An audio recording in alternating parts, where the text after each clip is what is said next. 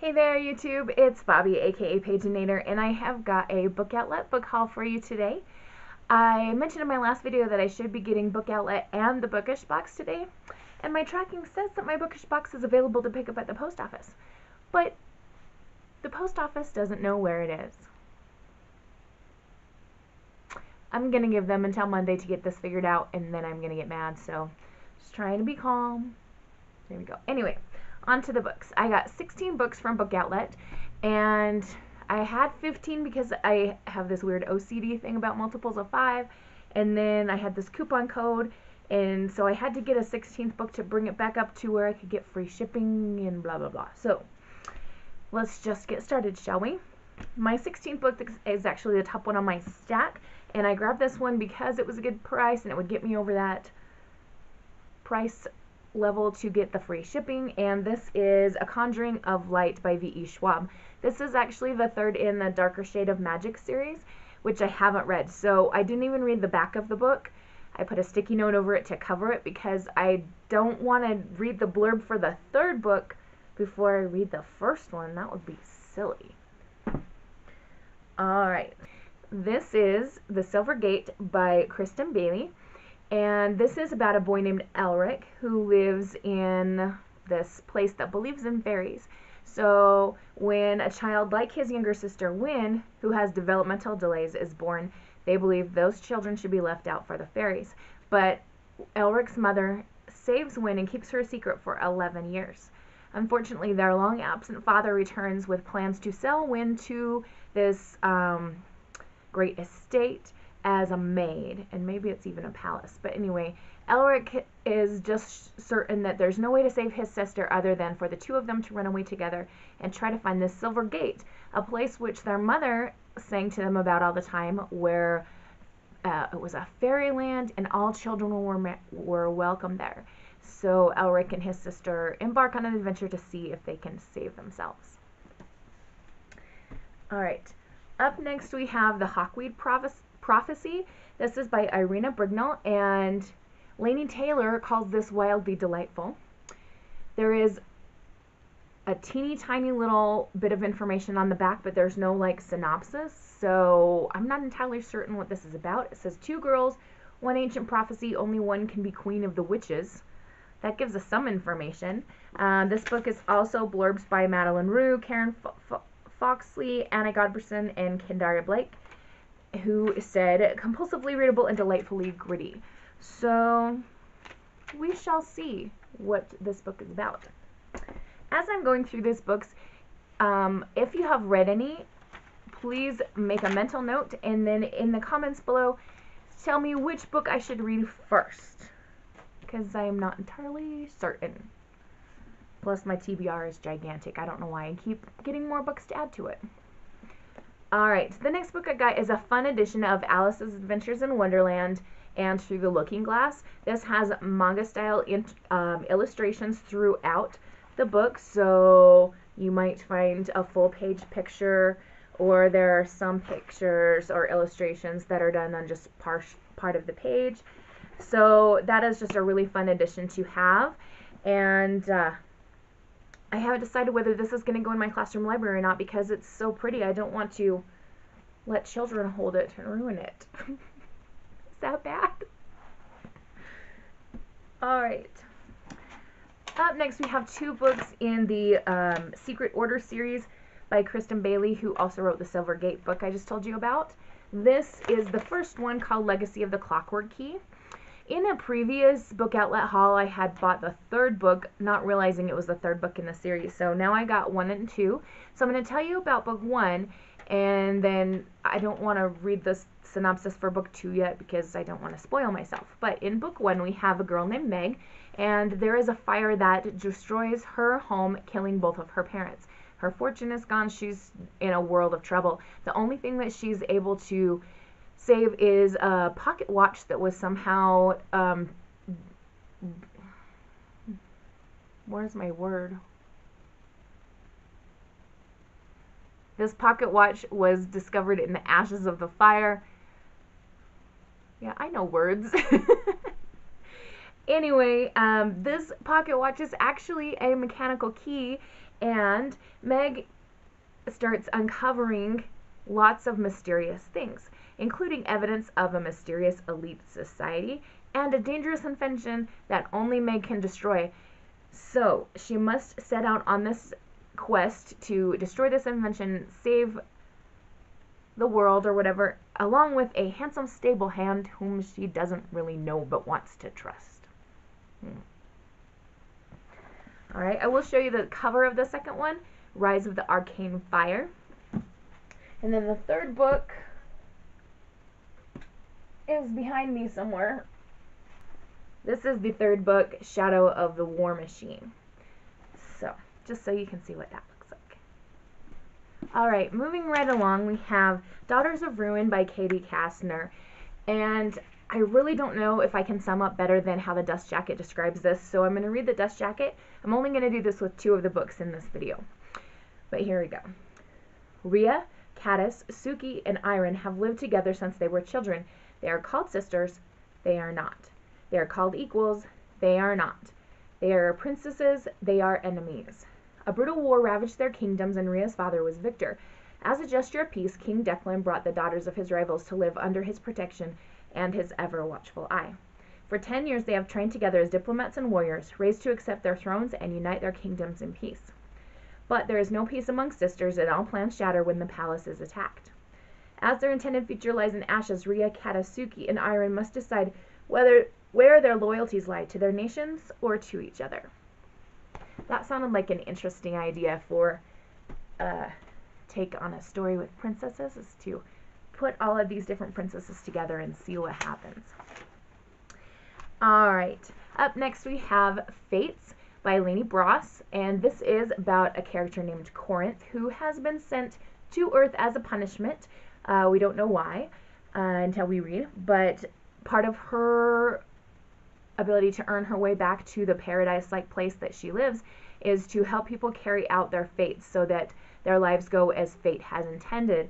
And she has one last assignment to kill this young man named Luke, and then she can go back home. But the cover tells us Luke knows there's something more than fate to believe in. Love. So will there be love between these 2 characters? I highly suspect so. Alright. The next book I picked out because it looks like a good boy book. So many books come out for girls, and that's awesome, and I'm really thrilled about that. But my poor boys, every time I do book talks, almost every time the main character is a girl, and I want, especially with newer books, I want them to have a boy main character to read about. So this one, just like I said, looks like a very boy-centric book. This is called The Young World by Chris Weitz, and it is about a group of kids who are survivors of the sickness that has wiped out a large amount of the population. And so we have Jefferson, who is a reluctant leader of one of the tribes, and there is a girl, Donna, who he's secretly in love with, and then there are some other teenagers, and together they go on a quest because someone in Jefferson's tribe has discovered a clue that might lead to a cure for the sickness. So these people have to go together to brave the wilds of the subway, as well as cults, other tribes and gangs, and all kinds of crazy adventurous things that might happen as they strive to save all mankind. Alright, next we have a fairy tale retelling, and I do love a good retelling. This is called Kin. This is a retelling of Little Red Riding Hood. Our main character's name is Ruby, and she's kind of been let as a child to run wild in the woods and that, so she's not ready to settle down and find a husband. However, when Conrad comes to her clan, he is from a faraway clan, and he has come to broker an alliance between their 2 families. Immediately, sparks begin to fly between these 2 characters, but as they start to spend more time together, Ruby notices that something's a little bit off with Conrad. She's not sure quite what it is. Also, murders have started happening. People are being killed, and there's something strange going on, and Ruby at one point becomes a target. So Ruby has to try to save her gran, herself, and her clan from this murder. Alright. Up next, we have one that is pure teenage fluff called He Is So Not Worth It. And this is by Karen Scott. She is fantastic at doing teen contemporary stories. And this is all kinds of teen drama. So if you are in the mood for that type of thing, I'm imagining this is going to be utterly fantastic. This is about Allie, who is really happy in her relationship with Jake, but then a bombshell drops and she learns that Jake has betrayed her in some way.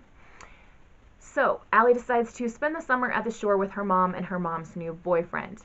And there are some people that she's trying to avoid there at the shore, but there are also some locals that she's looking forward to getting to know, especially one very cute local.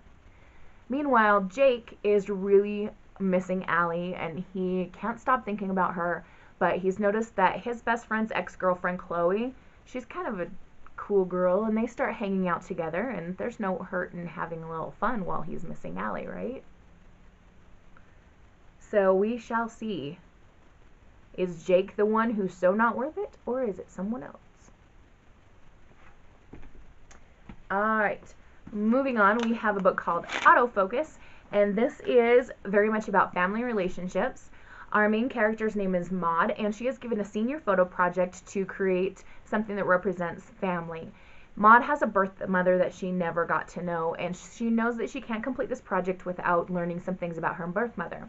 She has a friend named Trina who lives in Florida where Maud's birth mother once lived, and so she thinks if I go stay with Trina, maybe Trina can help me and we can track down some clues and at least find something out about my mother. Trina, however, has a new boyfriend and she's very busy and doesn't really have the time to help Maud. There is a very cute boy that lives in the apartment complex, and his name is Bennett, and he is going to help Maud and see if they can figure out anything about her birth mother.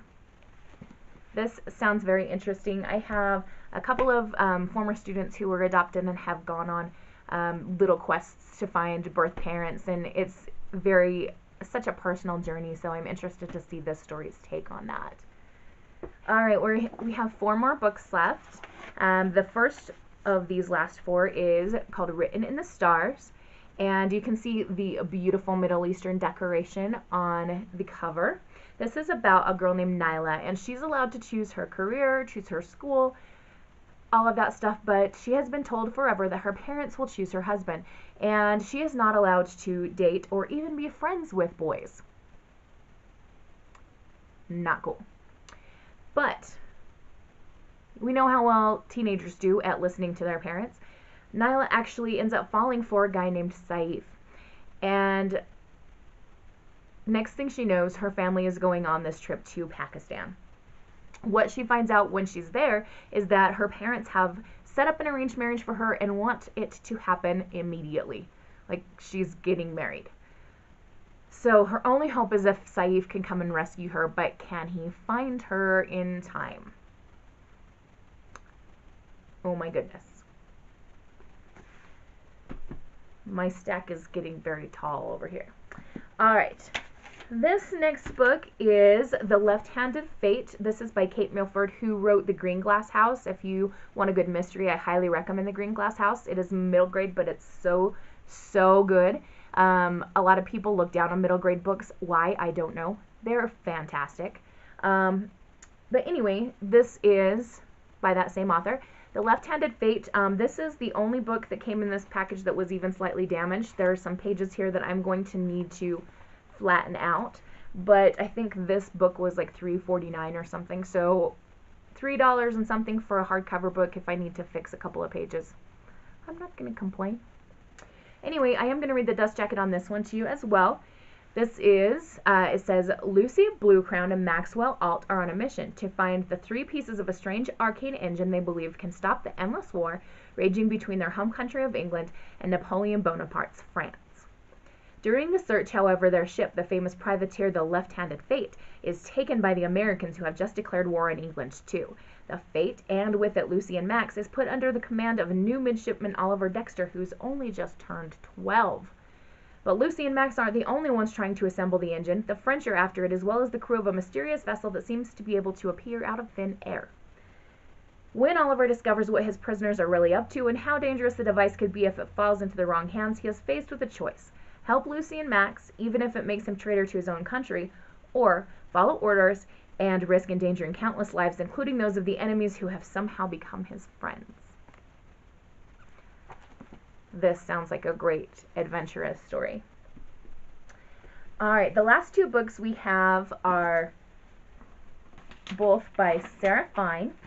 We have Of Metal and Wishes and then Of Dreams and Rust. Of Dreams and Rust is the sequel, so like the other series, I haven't even looked at the synopsis there because I don't want to spoil myself.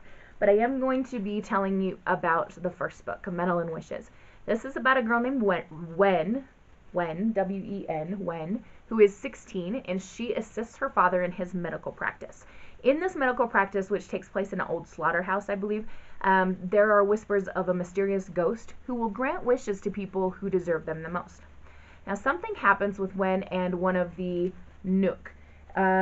These are the factory labor people, and Wen makes an impulsive wish, and the ghost grants it.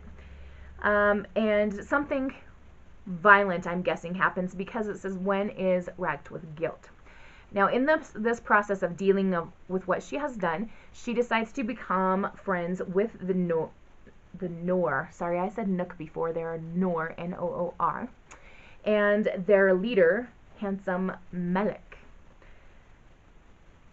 Also, Wen discovers that this ghost is all too real. So, is it really a ghost? And Wen must decide who she can trust.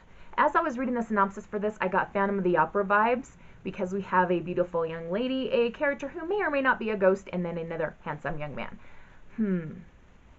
We shall see. I am very much looking forward to reading this, as well as all of the other books in this book haul. I am really wishing I had more time on my hands, because there's so much to read and so little time to read it in. But as I mentioned before, if you have suggestions on what I should read first, or if you've read any of these books and could recommend them in a non-spoilery way, please leave your comments in the space below. I am really hoping that my bookish box will be at the post office on Monday when I go there, so that I don't have to be angry. Anyway, I am wishing you all a wonderful and bookish day. Happy reading. Adios.